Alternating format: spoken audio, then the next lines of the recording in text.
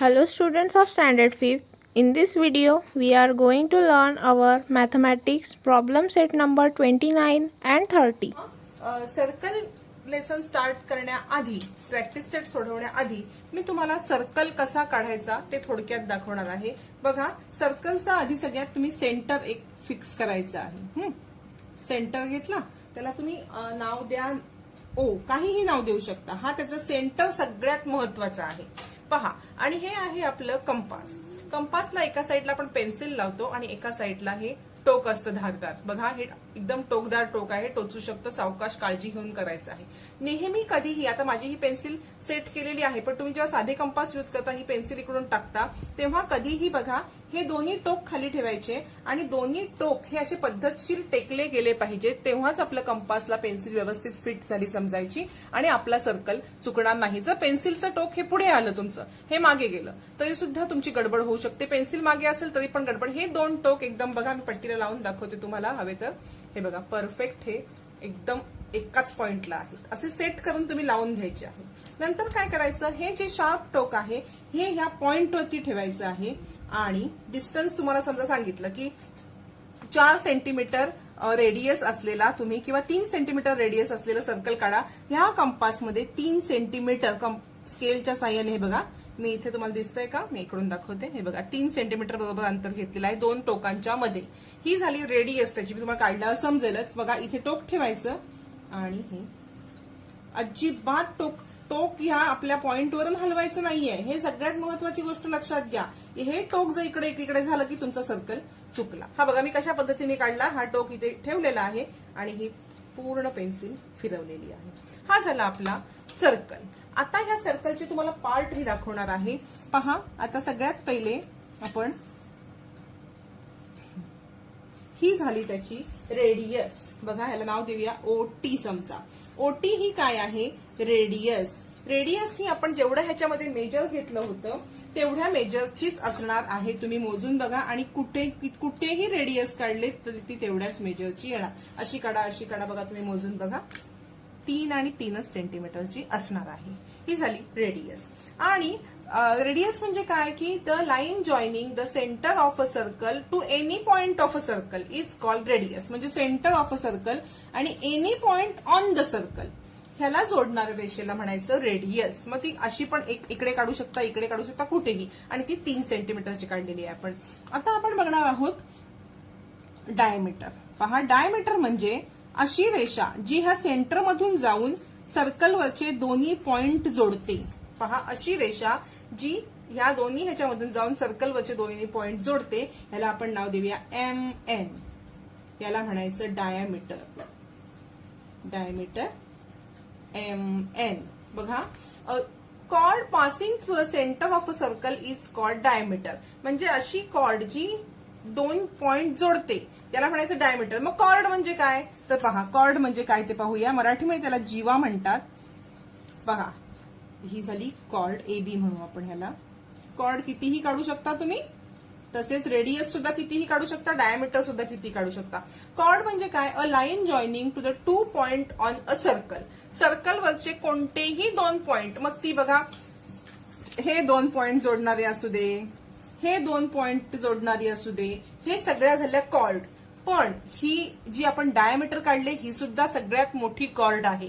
कारण 2 पॉइंट जोडते, भले ती सर्कलच्या सेंटरमधून जाऊ दे, पण 2 पॉइंट जोडते, ती सुद्धा कॉर्डच आहे. आणि डायमीटर ही सगळ्यात मोठी कॉर्ड असते, लक्षात घ्या.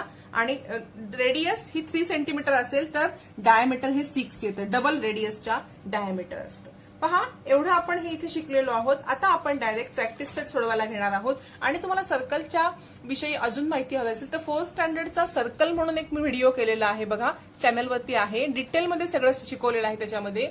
ही तुमची फक्त रिव्हिजन आहे, त्याच्यात डिटेल आहे. तुम्ही 4th स्टँडर्डचा सर्कल व्हिडिओ नक्की पहा. आता आपण प्रॅक्टिस सेट स्टार्ट करूया. पहा, 29 मध्ये फर्स्ट क्वेश्चन आहे, if a radius of a circle is 5 centimetre what will be its diameter. म्हणजे रेडियस दिलेली आहे. बघा, आपण जे वर्ड प्रॉब्लेम आहे लिहून घ्यायचं. Radius of the circle is equal to 5 centimetre. पहा, आणि मग आता काढायचं काय, डायमीटर. डायमीटर काढायचं आपल्याला. डायमीटर किती येणार आहे, तर मी तुम्हाला मगाशीच सांगितलं की इथे रेडियस 3 असणार तेव्हा डायमीटर त्याच्या दुप्पट असतं. रेडियसच्या दुप्पट डायमीटर, डायमीटरच्या दुप्पट डायमीटरच्या निम्मी रेडियस. म्हणून बघा diameter of circle 2 multiply by radius. कळतंय का, डबल असणार म्हणून 2 multiply by radius 2 multiply by 5 centimetre is equal to 10 centimetre. Answer काय आलं आपलं, वर्ड प्रॉब्लेम आहे म्हणून आन्सर लिहायचं the diameter of a circle is 10 centimetre आणि ह्याला आपण स्क्वेअर करून घ्यायचं आहे. आता क्वेश्चन 2 बघूया. क्वेश्चन 2 पण आहे, if diameter of circle is 6 centimetre what will be its radius, what will its radius. उलट विचारलंय. मी क्वेश्चन लिहित नाही, तुम्ही पुस्तक समोर उघडून बसा म्हणजे तुम्हाला सोपं जाईल. प्रत्येक वेळेला क्वेश्चन दिलं खूप व्हिडिओ मोठा होईल. मग क्वेश्चन 2चं डायरेक्ट आता आन्सर काय लिहायचं आपण बघा. जे दिलंय ते पहिलं लिहून घ्यायचं. Diameter of circle is equal to 6 centimetre. बरोबर. आता काढायचं काय आपल्याला, रेडियस. बघा radius of the circle is equal to, आता इथे गुणिले केलं आपण, मल्टिप्लाय केलं, इथे डिव्हिजन करायचं. बघा डायमीटर डिवाइड बाय 2 म्हणजे डायमीटरला दोन भागल्यावरती डिवाइड केल्यावरती आपल्याला रेडियस येणार आहे. म्हणून diameter 6 centimetre divide by 2 is equal to 3 centimetre. So the radius of the circle is 3 centimetre. मला आपण सर्कल करून घ्यायचं. थर्ड बघूया याच्यामध्ये काय आहे ते. थर्ड दिलंय, complete the following table by feeling in the blanks. बघा फिल इन द ब्लँक्स काय करायचं आहे, सेम अशाच पद्धतीने ते सोडवायचं आहे. मी डायरेक्ट पुस्तकात तुम्हाला दाखवते. पहा इथे तुम्हाला रेडियस दिले, डायमीटर, हा चार्ट कम्प्लीट करायचा आहे. बघा सिंपल आहे, मी याच्यातच सोडवून दाखवते. रेडियस 4 सेंटीमीटर असेल, डायमीटर दुप्पट किती येणार 8 सेंटीमीटर. डायमीटर 16 असेल त्याच्या निम्म रेडियस 16 डिवाइड बाय 2 केल्यावरती किती येणार 8 सेंटीमीटर. इथे बघा 9 सेंटीमीटर आहे हे आणि 9 सेंटीमीटर रेडियस आहे. डायमीटर किती दुप्पट, 9 मल्टिप्लाय बाय 2 18 सेंटीमीटर. तसंच 22 सेंटीमीटरची डायमीटर आहे, त्याला 2 ने डिवाइड केल्यावरती हे किती येणार 11 सेंटीमीटर. इथे आपला प्रॅक्टिस सेट 29 झालेला आहे. आता पहा मी तुम्हाला थोडंसं एक हे दाखवते, मग आपण प्रॅक्टिस सेट 30 सोडवूया. पहा इथे मी एक सर्कल काढलेलं आहे. या सर्कलच्या आत त्याच्यावरती आणि साईडला काही पॉइंट्स घेतलेले आहेत. आता आपल्याला बघायचं आहे की बघा ह्या आतले जे पॉइंट आहेत त्यांना म्हणायचं point in the interior of a circle. हे सगळे कोणते आहेत इंटेरियर मध्ये, point S, point M, point T, point Q, point N, यांना म्हणायचं interior of the circle. Point in the interior of a circle.